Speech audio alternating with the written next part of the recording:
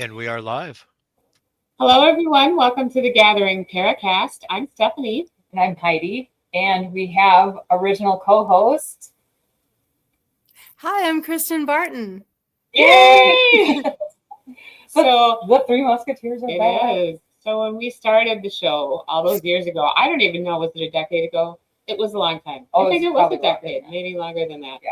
It was the three of us. Yeah. So it's always good for us all to be together every once in a while. Yay. Yes. Yeah. So thanks for joining Yes. us tonight, Kristin. So we're very excited to have the three of us back together, and we're going to talk about spring equinox and Ostara and all sorts of fun stuff tonight. However, first we're going to pull a card. First, we always pull a card. And Kristin, because of the season of spring and fairies, I pulled this deck out called Fairy Reflections. And it's just an adorable little deck, even though I will say, and I don't know if you agree with me or not all fairies are adorable. No. I'm just going to say. No. But we're going to pull a card, and this is for whoever needs to hear it. Interpret it how you want. I'll give a little insight into it, but I shuffled these before. So, Kristin, I'm going to pull the top card. I'm going to keep shuffling until you tell me to stop, and then I'll pull the top card. Okay.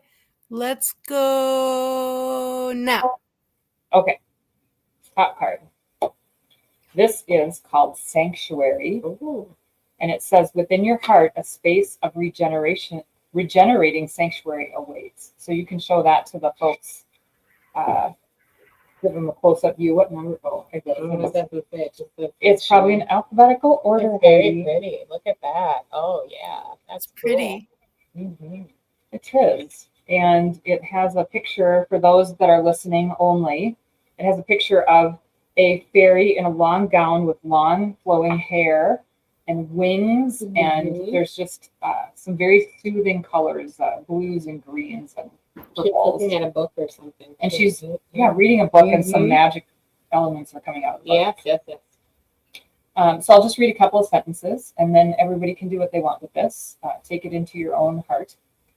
Within your heart, a space of regenerating sanctuary awaits. The refuge of sanctuary entices you to listen to the calm of your heart, which will guide you to a state of peace.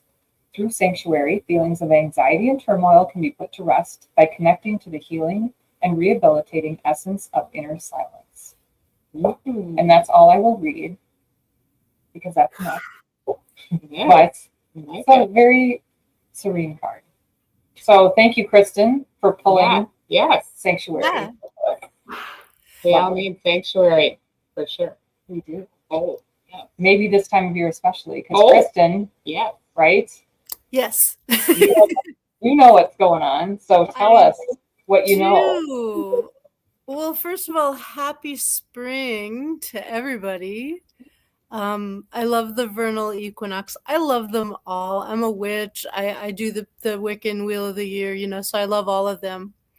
But this spring equinox, wow. I don't know. Okay, so I'm not an astrologer, so please understand that I'm not an astrologer. But I have friends who are. And the stuff they've been telling me about planetary alignments and, just the eclipses. I mean, we're in eclipse season. We always have eclipses. Mm-hmm. We always have retrogrades. We always have alignments and, oppositions and all that stuff. But what's happening right now is so significant because not only are we feeling it like as widely as our nation in the US and probably wider, but also just personally, all of us are little microcosms of this energy that's happening. And I made a few notes because I'm horrible with this stuff, but so we have astrologers that are actually differing a little bit, but what they're saying is not only the sun, but Mercury and Venus are in Pisces, but apparently Venus is regressing, which is different than going retrograde back into Aries. I don't understand any of this. But also Mars retro is opposing Pluto.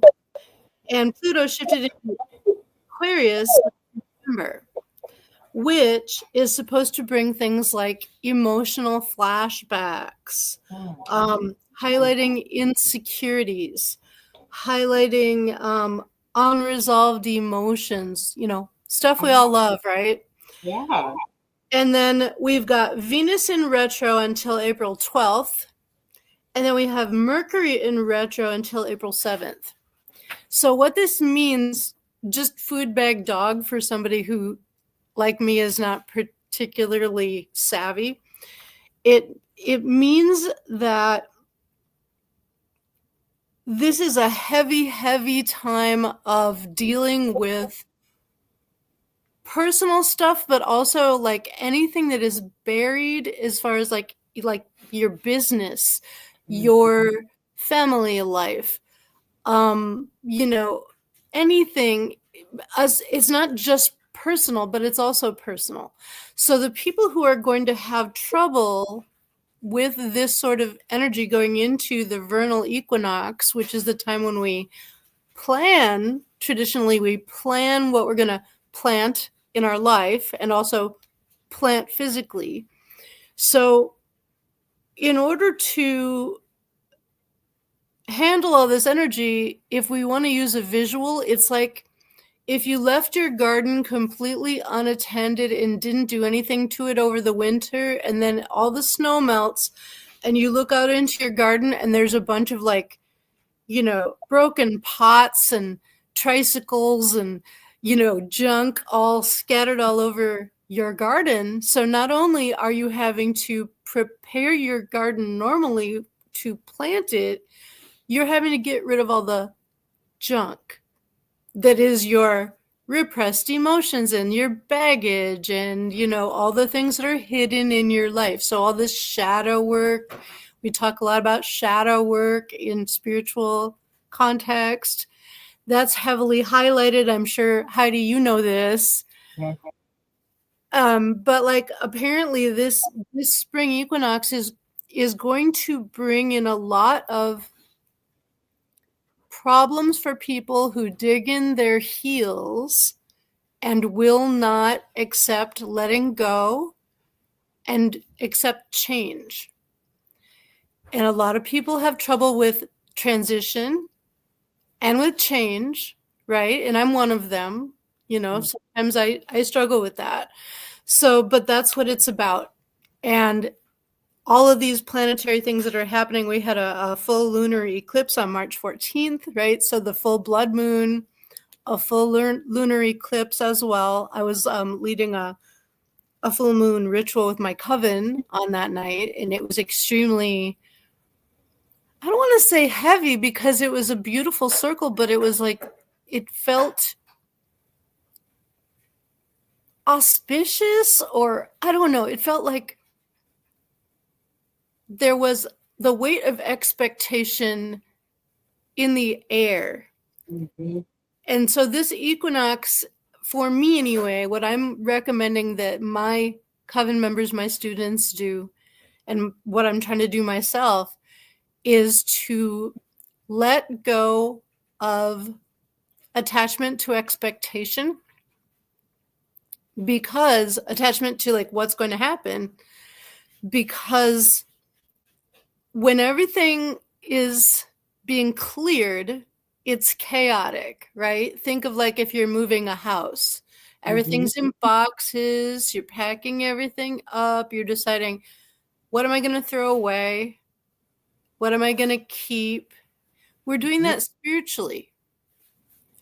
So,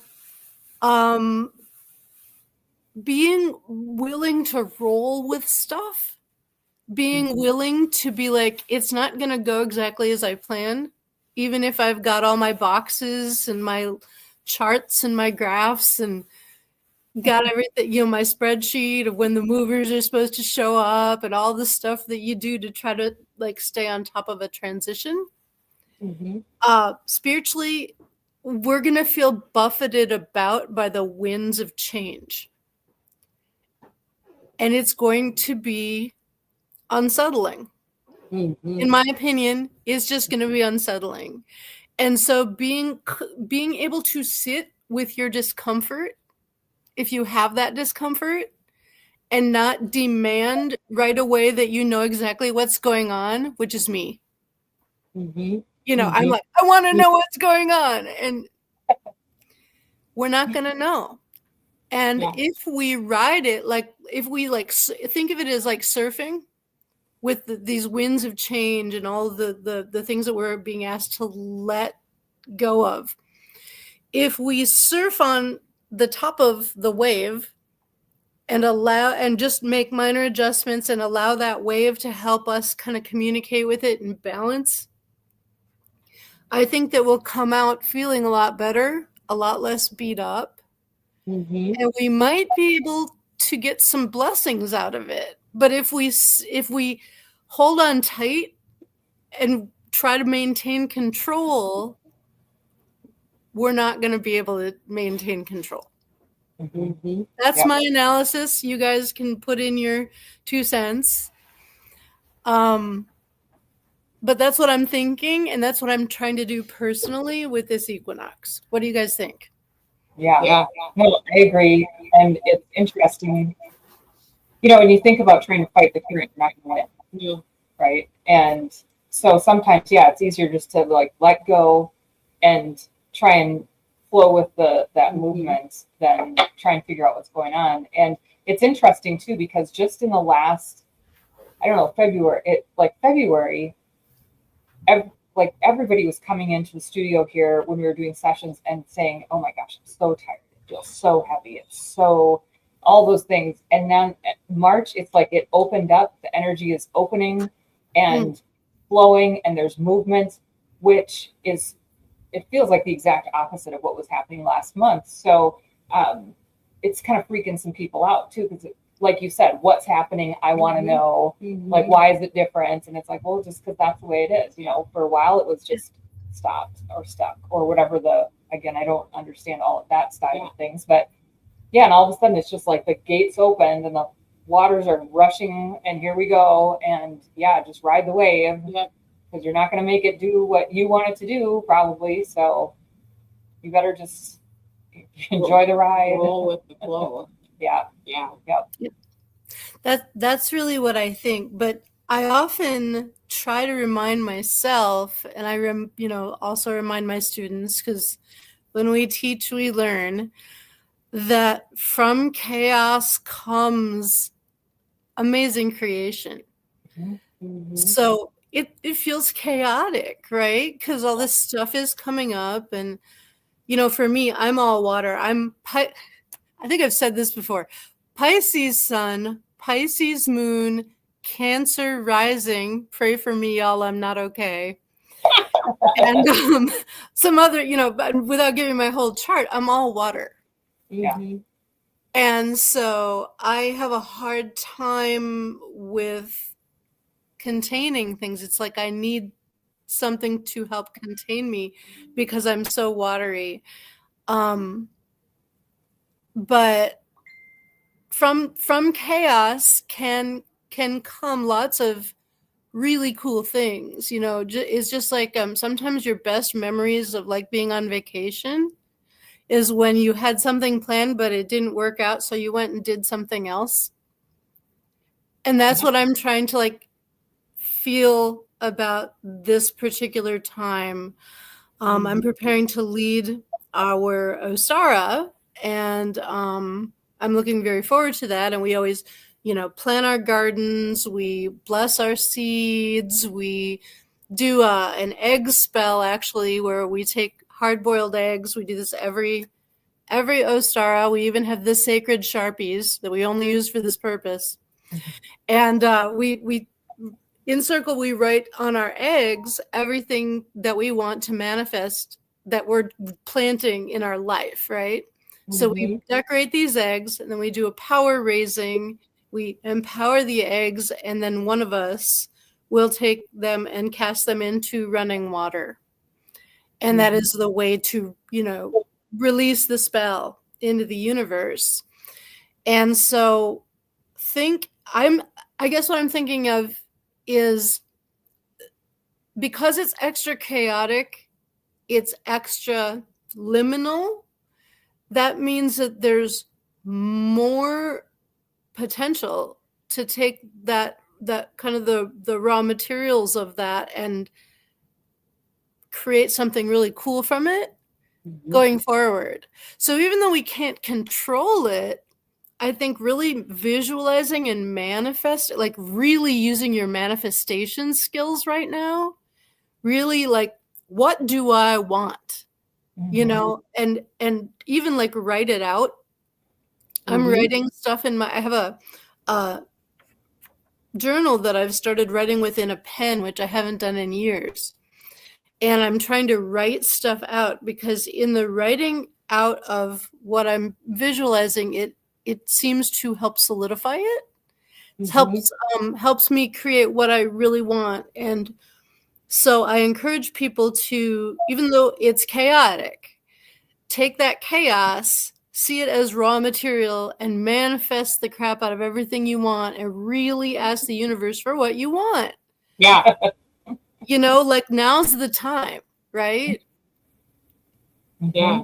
Well, if you think about it too, like chaos of a storm, you know, and storms knock things over, they rip things out of the ground. But think of all the seeds that are spread, you know. So then 3 months later, you see these little beautiful flowers growing that never grew before. And you're like, wow, where'd they come from? Well, the storm blew the seeds around, and now you've got these new flowers that are coming into your life. And so it's kind of the same thing, you know, is that, call in those seeds that you want to plant. And they may not be the exact seeds that you're calling in, but Spirit also knows, like, how about something better? You know, how about something that's going to work a little better for you? Yeah.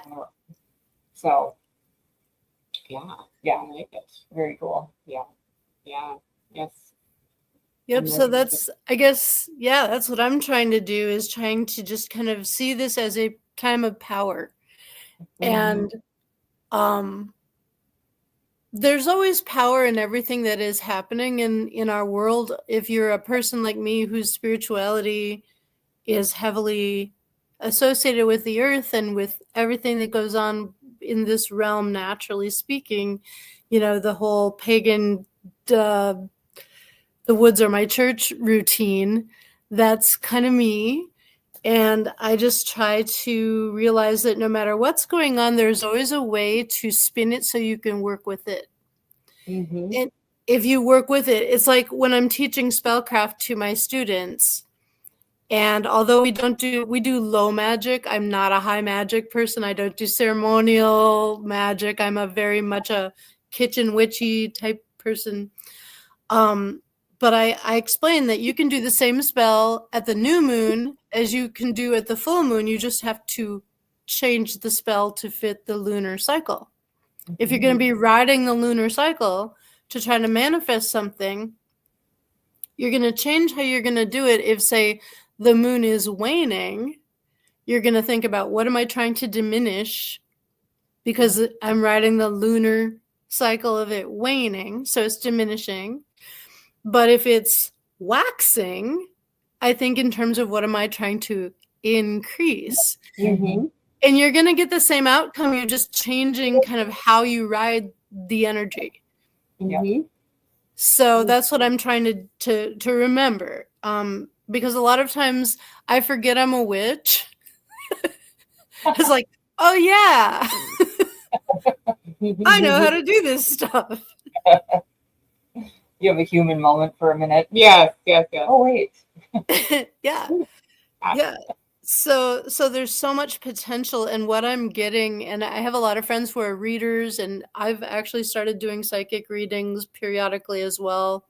Kind of got shoved into that sphere. You know, I've been resisting it for years, but I finally kind of started doing them. And I have a lot of friends who are readers. I know, Heidi, you're a reader and a teacher of divination.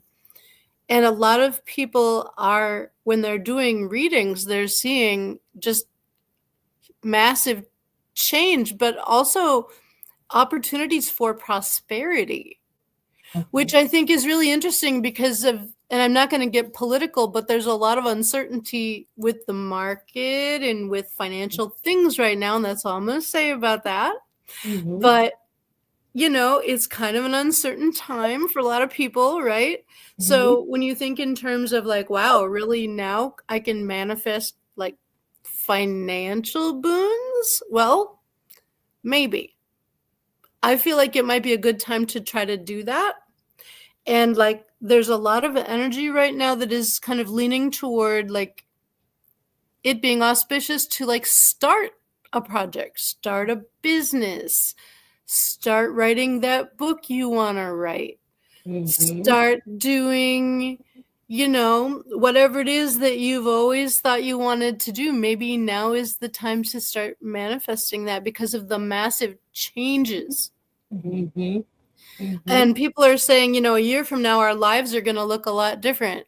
Let's hope that that's a good thing. Yes. I think that we can use it. So yeah, I started a book that I've been wanting to write for 25 years. Wow. So, yeah. So I'm excited about that. Now I just have to actually write the thing, But yeah, I think people should like start thinking about manifesting that stuff, because with all these changes, what do we have? We get room.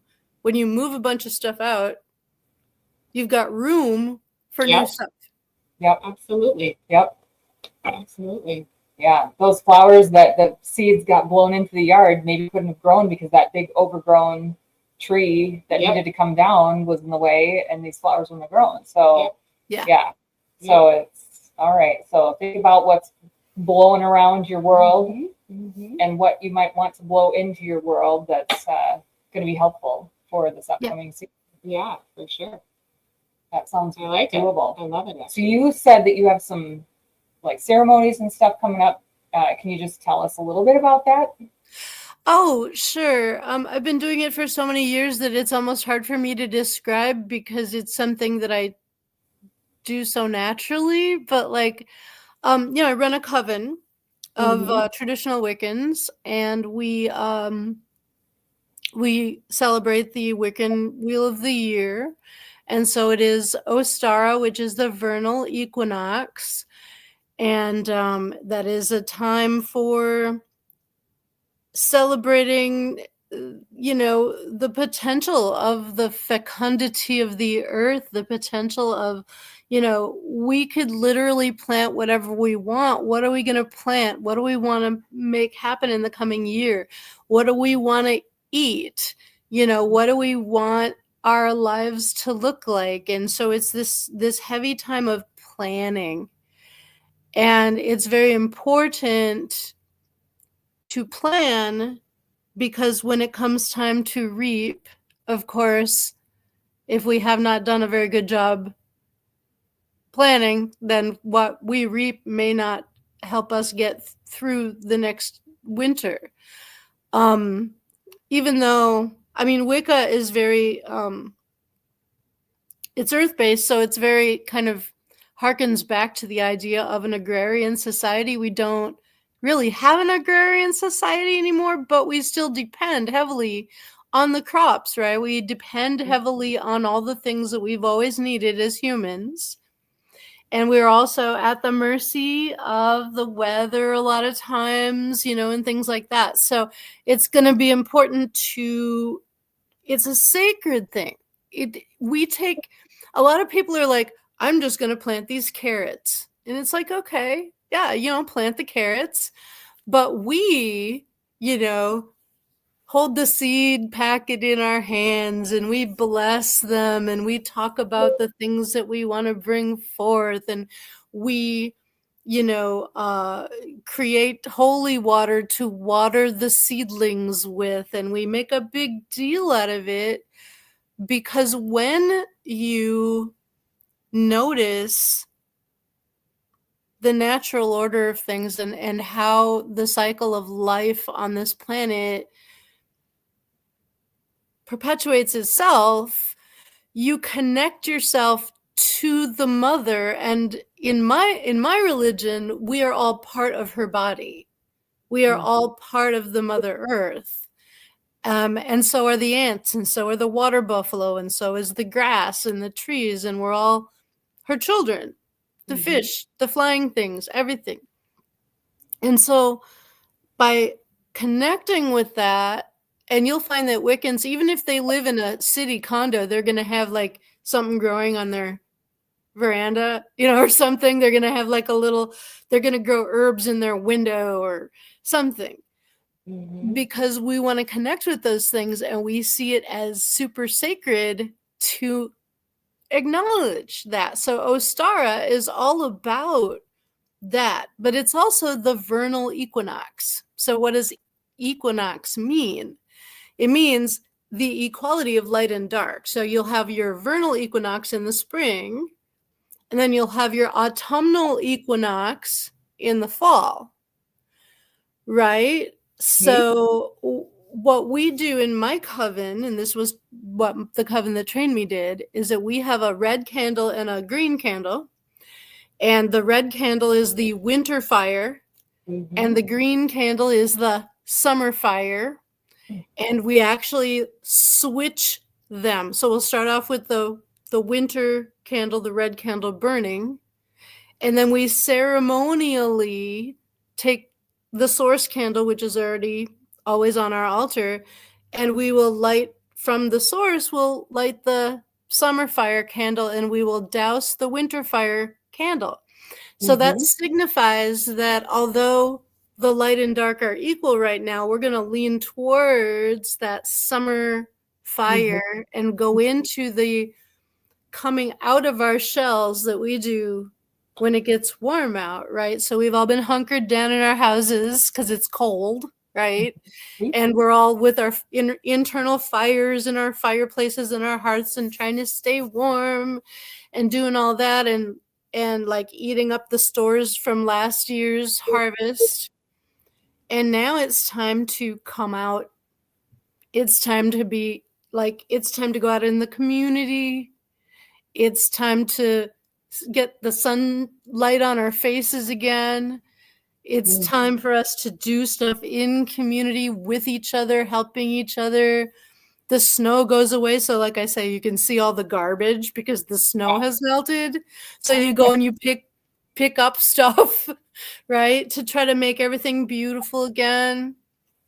And so that's what Ostara is about. It's the first of 3 fertility holidays that we have. So it's the planting, and then you have you have Beltane, which is kind of a celebration of the human sexuality side of fecundity, if you will.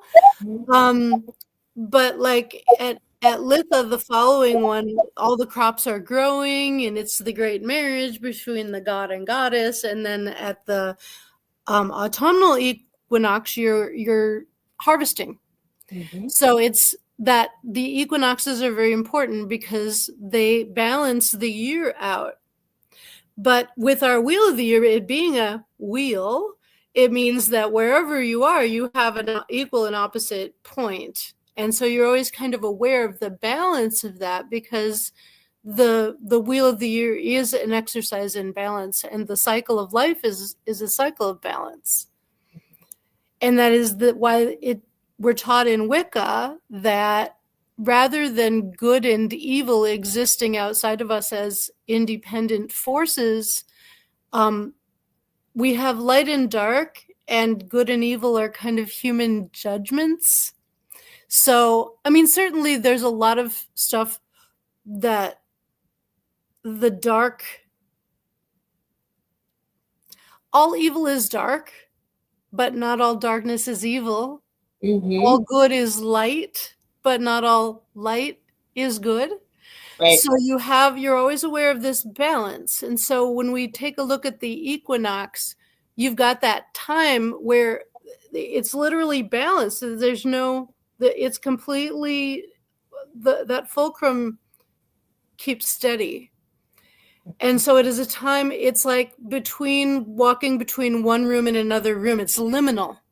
It's a liminal place, because we haven't left winter and we haven't entered spring, but we are about to. Yeah. So in that liminal space, that's where magic happens for us.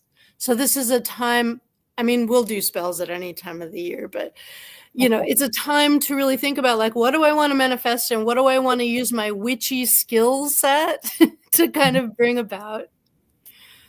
So that's what we're trying to bring about. And, it's things like, what do you want to grow? Do you want to grow love? Okay, how are you going to plant love?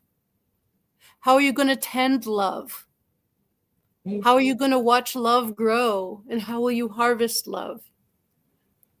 You want to grow prosperity? How do you plant prosperity? How do you tend prosperity? Mm-hmm. So it's those things of thinking about that, and it brings us in touch with the time of year. It's very interesting because in a couple of years, my husband and I are moving to South America to retire. And we're going to be south of the equator. We're actually moving to Ecuador. So Ecuador gets its name from, it means equator, literally. So we're going to be in the other part of the world, and that means all the Sabbats switch. So that's going to be really interesting because midsummer is going to be December. Yeah. 1st. Weird. I don't know how like my body and mind are going to like handle that. But yeah, Wicca was invented, put together, cobbled together by Gerald Gardner in the UK, in Britain. So everything is based on the British agrarian cycle, basically. Cool. So all Northern Hemisphere.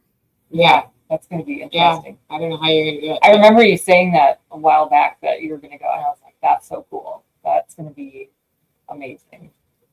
So. Yeah.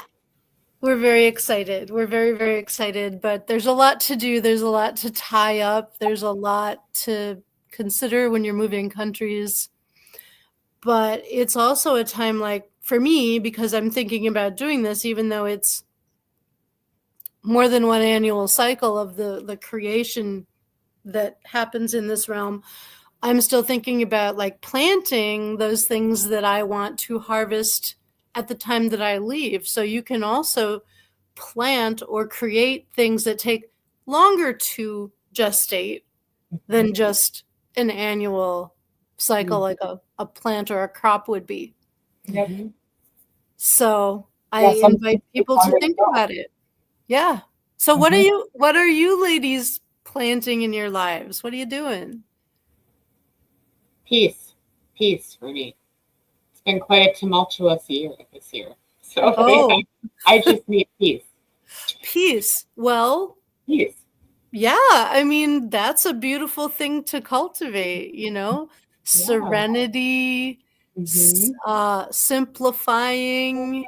Exactly. Nice. Less stress. I think people in our culture are not taught to value serenity as much as we should. That's right. Because we're on the go, and it doesn't matter. We just need to relax, right? Yeah. And when you have that serenity, you have access to your spirituality. Yes. Absolutely. Whereas when you're going, you don't. Yep. Absolutely. So, like I add my energy to yours, Stephanie, for you to cultivate serenity and peace. Thank you. And two, if folks want, or if you ladies want, but if anybody watching / listening wants my coven to, add your goal to our power raising, just drop us a little comment and I can add that if you're trying to make something happen in your life. We'll add it to our power raising that we do for the Sabbat, which is a very powerful time. So if you would like, Stephanie, we will add your cultivation of serenity to our power raising. I would love it. Thank you. For sure. What about you, Heidi? What are you planting?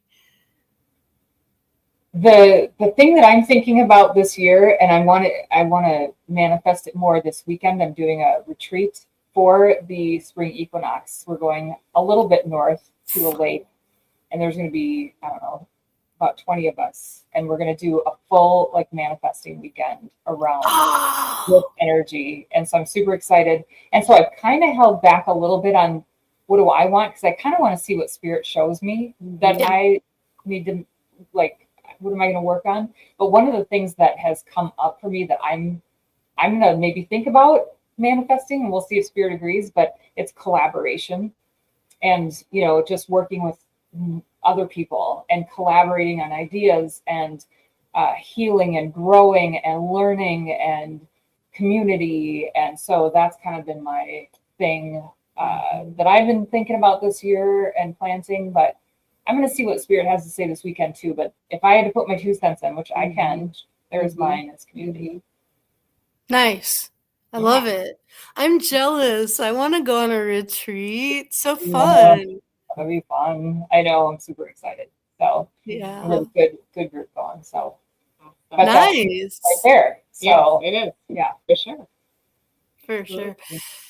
So yeah, my coven is a little bit too late for us to get, like, for our high priest to get the time off and whatever. So we're planning a retreat, not this Lammas, which would be August 2nd-ish.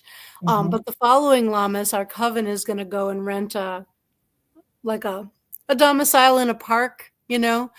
I've got arthritis now. I'm getting old. I can't sleep in a sleeping bag on the floor anymore. I'm not doing it. So I'm looking for a place with beds, which they do have them, but they're a little harder to find, you know. Oh no, we've got beds this weekend. For sure. You gotta have beds. We have a resort and beds, and sweet. We're not roughing it. Not roughing it. No, and we're gonna do that for Lammas, which is the bread harvest. It's a grain harvest for us, which is a big special Sabbath too. Well, I'm excited for the retreat thing. So I've noticed I don't pay like heavy attention to what my spirit experience is doing, but I do kind of keep my finger on it a little bit. I've noticed that you're doing a whole lot of group activities now. Like a lot, which is great.